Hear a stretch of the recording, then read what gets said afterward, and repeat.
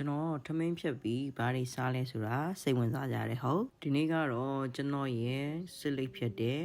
ထမင်းဖြတ်တဲ့တကြားဖြတ်တဲ့ဖြတ်3ဖြတ်ရဲ့9ရက်မြောက်နေ့ကိုရောက်ပါပြီကျွန်တော်မနက်9နာရီလောက်ကိုထားတယ်ပြီးလို့ရှိရင်ကျွန်တော်ယောဂတင်တန်းကိုသွားတယ်ဗျယောဂဆိုတော့ဒီနေ့နဲ့ဆို3ရက်မြောက်ရှိပါပြီဗျပြီးတော့ကျွန်တော်မနက်စာအတွက်ကျွန်တော်ဒိုဆယ်ဝယ်ပါတယ်ဗျဒိုဆယ်ကိုဒီနေ့ကျုပ်နဲ့စားပါမယ်တစ်ချက်စားမယ်ပေါ့နော်ဒါမနက်စာအတွက်ဗျတိုးရှိကလည်းအမှန်တော့ဆန်နဲ့လုပ်တဲ့အစားအစာတစ်ခုပေါ့နော်ဟိုဒါပေမဲ့တိုးရှိမှာပါတဲ့ဆန်ပါဝင်မှုနှုန်းကပုံမှန်ကျွန်တော်တို့မနက်စာထမင်းချမ်းကိုစားမယ်ဆိုရင်အဲ့ပမာဏထက်တော်တော်လေးတော့နည်းပါလေဗျကျွန်တော်ကလေ့ကျင့်ခန်းလည်းလုပ်ထားတယ်ပြီးလို့ရှိရင်စပိန်လည်းနင်းထားတာဖြစ်တဲ့အတွက်ကစီတက်ကတော့ကျွန်တော်နေ့စဉ်ပါဝင်မှုမှာလိုတော့လိုအပ်တယ်ဗျအကုန်လုံးတုံးကနေဖြတ်လိုက်လို့မရဘူးပေါ့နော်အခုကျွန်တော်ကနေ့လယ်စာစားဖို့အတွက်ပြင်နေပေါ့နော်ကျွန်တော်အလုပ်ရှုပ်တတောင်လို့နေ့လယ်နဲ့ညစာကိုတော့အမြဲတမ်းပေါင်းပြီးတော့လုပ်ဖြစ်တယ်ဗျဒီနေ့ကကျွန်တော်ကဘာစားမလဲစဉ်းစားထားတာပေါ့နော်ပထမတော့ကျုပ်အော်မလက်ကြော်စားမယ်ပေါ့ဒါပေမဲ့ကျက်သွန်မိတ်တွေအများကြီးရှိနေတာကြောင့်ကျွန်တော်ပါချွန်ပေါ့နော်ကိုရီးယားပန်ကိတ်ပေါ့နော်ကိုရီးယားပန်ကိတ်လှုပ်စားလိုက်ဖို့ဆုံးဖြတ်လိုက်တယ်ကိုရီးယားပန်ကိတ်လှုပ်ဖို့တော့ကျွန်တော်ပြင်နေဗျဂျုံကလည်းနည်းနည်းပဲရှိတော့ကျွန်တော်နည်းနည်းပဲထည့်လိုက်ပါတယ်နည်းနည်းပဲရှိတာလည်းပိုကောင်းတယ်ဗျဘာဖြစ်လို့လဲဆိုကျွန်တော်မနက်က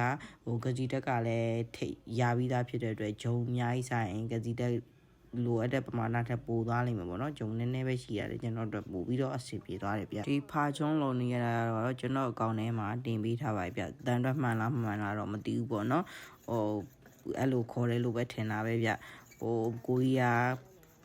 ပန်ကိတ်ပေါ့နော်အခုကျွန်တော်ဖြတ်တာရဲ့အကျိုးဆက်တွေကဘယ်လိုရှိလဲဆိုတော့ကျွန်တော်စစ်လိပ်ဖြတ်တာရဲ့အကျိုးဆက်ကတော့မောပန်းနိုင်တော့တက်လာတယ်ဒါပေမဲ့အဆုတ်ကချွဲတွေကတော့ထွက်တာတော့ရှိတော့မယ်ဗျပြီးတော့ခန္ဓာကိုယ်ရဲ့နှလုံးခုန်နှုန်းတွေမှန်လာတယ်လို့ခံစားရတယ်ဗျအရင်ကဆိုရင်တခုခုဆိုရင်နှလုံးခုန်နှုန်းမြန်လာမျိုးတွေရှိတယ်ဗျအခုဆိုရင်ပုံမှန်နေသားကြလာပြီပေါ့နော်ပုံမှန်ခန္ဓာကိုယ်ကနှလုံးခုန်နှုန်းတွေလည်းမှန်လာတယ်လမ်းလျှောက်ရတာကြီးလည်းပေါ်ပါလာတယ်အမောလဲလုံလာတယ်ဗျခန္ဓာကိုယ်ကပြောရင်လည်းခန္ဓာကိုယ်ရဲ့အသားရည်တွေနည်းနည်းဆူပြေးလာပါတယ်ပြီးတော့ခန္ဓာကိုယ်ရဲ့ဝိတ်ကကျလာပါတယ်ခင်ဗျဝိတ်ကြတာကမကောင်းတဲ့ဘက်တော့မဟုတ်ဘူးဗျကျွန်တော်ရဲ့ရှိတဲ့အရက်ထက်ပေါ့နော်ဒါတဲ့ခန္ဓာကိုယ်အလေးချိန်ချိုးစားရှိတယ်ဗျဝါတဲ့ဘက်ကိုသွားပါတယ်ဗျအဲ့တော့ခန္ဓာကိုယ်အလေးချိန်လျော့လာတာလဲကျွန်တော်တို့အဆင်ပြေပါတယ်ဗျပြီးတော့ကျွန်တော်အခုထမင်းဖြစ်တယ်ဆိုတဲ့နေရာမှာလဲကျွန်တော်ကဝိတ်ချခြင်းနဲ့ဆိုတာထက်ပေါ့နော်ကျန်းမာရေးနဲ့ညီညွတ်အောင်စားဖို့အတွက်အလေးချိန်တစ်ခုရအောင်ကျွန်တော်ရဲ့ lifestyle ကိုပြောင်းကြည့်နေတာပါဗျဒါပေမဲ့လည်းကျန်းမာရေးနဲ့ညီညွတ်အောင်စားတာဖြစ်တဲ့အတွက်ခန္ဓာကိုယ်က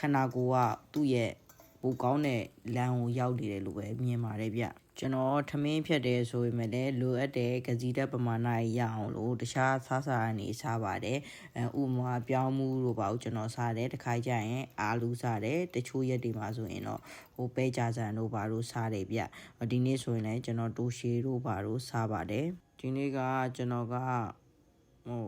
အသားတက်လို့တောင်ပြောလို့ရမှာဗျဒီနေ့ကျွန်တော်ကပဲနဲ့ကြောက်ဖြုံတီနဲ့ဟင်းညူလေးချက်တယ်ပြီးတော့ခုနပါဂျွန်ပေါ့နော်ပါဂျွန်စားတယ်ဗျနေ့လယ်စားပြီးတွေမှာတော့ကျွန်တော်ကအသီးနှံတွေကိုစားပါတယ်လိမ္မော်သီးတို့ပန်းသီးတို့စားပါတယ်ဗျဒီနေ့တက်ကတော့ဒီလောက်ပါပဲเนาะကျွန်တော်ဗီဒီယိုလေးတွေကိုစိတ်ဝင်စားရင်ကျွန်တော်ကောင်းလေးကို follow ပေးပါဦးเนาะအားလုံးကိုကျေးဇူးတင်ပါတယ်ခင်ဗျ